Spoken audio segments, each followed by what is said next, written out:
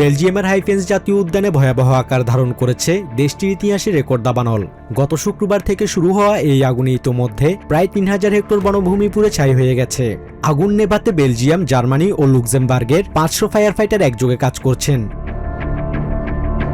তবে সোমবার সকাল থেকে বৃষ্টি শুরু হওয়ায় ও তাপমাত্রা নেমে ২০ ডিগ্রি সেলসিয়াসে পৌঁছানোয় কিছুটা স্বস্তি মিলেছে।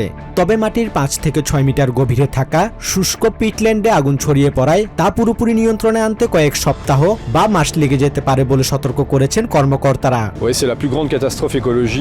দাবানলের বিচারে এটি নিশ্চিতভাবেই বেলজিয়ামের সবচেয়ে বড় পরিবেশগত বিপর্যয়। জলবায়ু পরিবর্তনের কারণেই বারবার খরা দেখা দিচ্ছে এবং ইউরোপ জুড়ে আগুন ছড়িয়ে পড়ছে। সীমান্তবর্তী জার্মান শহর মনসাউতেও ছড়িয়ে পড়েছে ধোঁয়ার আতঙ্ক, যেখানে নিরাপত্তার স্বার্থে বাসিন্দাদের সরে যাওয়ার নির্দেশ দেওয়া হয়েছে।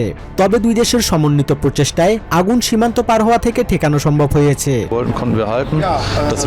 পরিস্থিতি আপাতত স্থিতিশীল। গত রাত থেকে যেসব এলাকা আমরা রক্ষা করতে চেয়েছিলাম তা ধরে রাখতে পেরেছি এবং আবহাওয়া কিছুটা আমাদের সহায় হয়েছে। দাবানলের ভয়াবহ তাণ্ডব এখন ব্রিটেন ও গ্রিসেও দৃশ্যমান। ব্রিটেনের ইতিহাসে সবচেয়ে বেশি দাবানলের ঘটনার মুখে ওয়েলসে আগুন নিয়ন্ত্রণে মোতায়েন করা হয়েছে সেনাবাহিনী। অন্যদিকে গ্রিসের সালামিনা দ্বীপে আগুনে পুড়ে বেশ কয়েকজন প্রাণ হারিয়েছেন এবং বসতবাড়ি ধ্বংস হয়েছে। Basudeb Nath, TVN24 news desk.